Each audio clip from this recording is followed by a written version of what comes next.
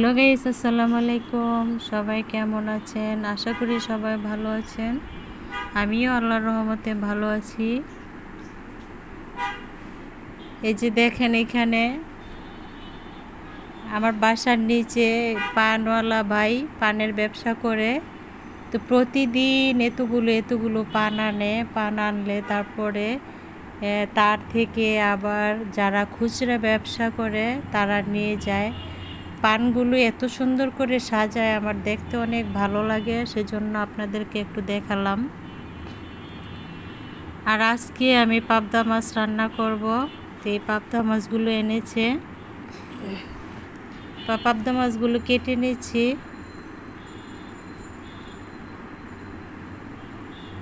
পাবদা মাছ খেতে ভালোই লাগে। আর যে আপুরা জানেন না যে পাবদা মাছ কিন্তু কেটে তারপর আমাদের যে কাঁটা তারের জালি আছে সেই জালি দিয়ে ঘষে ঘষে নিতে হয়।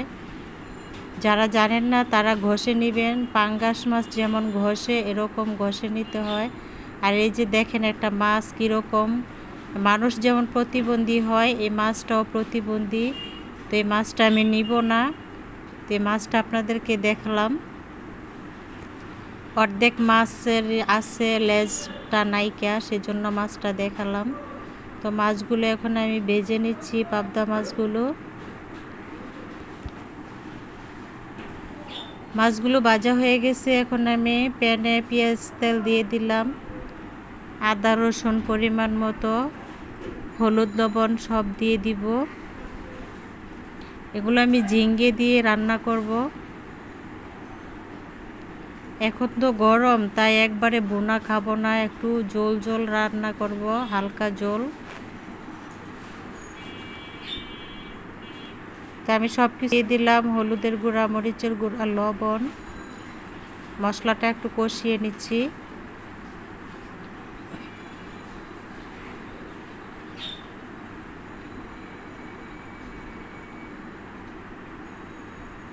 মশলাটা আমার কষানো হয়ে গেছে। এখন ঝিঙ্গেগুলো দিয়ে দিলাম। একটা আলু সাথে আছে আর ঝিঙ্গে তরকারি।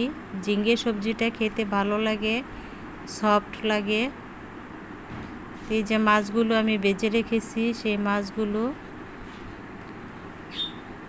তরকারিটা আমি খুব সুন্দর করে কষিয়ে নিচ্ছি, নাড়াচাড়া করে কষায় নিতেছি।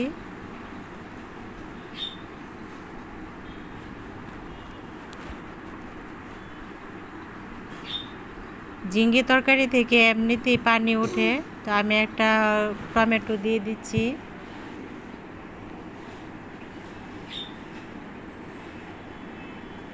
যাতে একটু মিষ্টি মিষ্টি না লাগে সেজন্য টমেটোটা দিলাম। কষানো হয়ে গেছে আমার তরকারিটা। এখন আমি পরিমাণ মতো পানি দিয়ে দিব। সবাই লাইক দিয়ে আমার ভিডিওটা দেখে যাবেন আপুরা।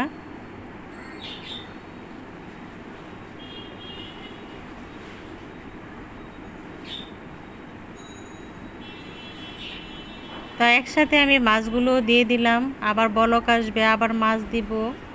তো আমি পানিটা দিয়ে মাছটা দিয়ে দিলাম, একসাথে হয়ে যাক। দুইবার ঝামেলা ভালো লাগে না, যেই গরম রান্না করে যাওয়া যায় না। দুইটা কাঁচামরিচ কেটে দিয়ে দিলাম।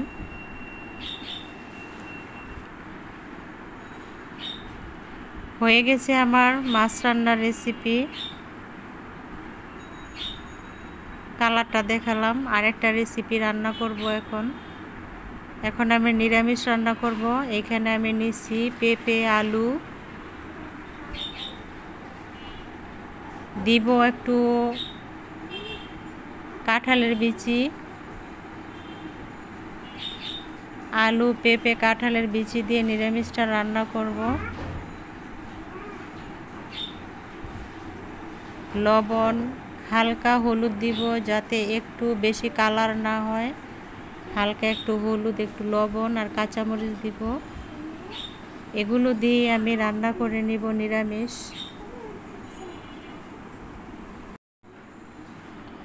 হালকা একটু আদা রসুনও দিয়ে দিছি।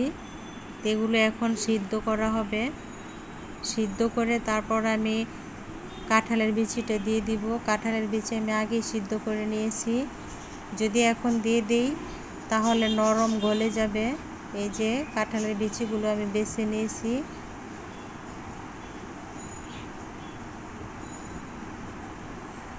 সবজিগুলো অর্ধেক সিদ্ধ হয়ে গেছে।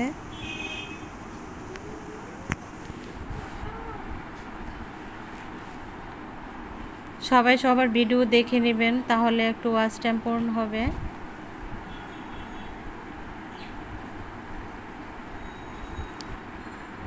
আমি কাঁঠালের বিচিগুলো দিয়ে দিচ্ছি। কাঁঠালের বিচিগুলো দিয়ে আমি ঢেকে দিব। তা আমি এখন দুইটা রেসিপি রান্না করছি, কাঁঠালের বিচি দিয়ে নিরামিষ এবং কাঁঠালের বিচি দিয়ে নিরামিষ রান্না করলে কাঁঠালের বিচি অনেক মজা লাগে, একটু মিষ্টি মিষ্টি লাগে।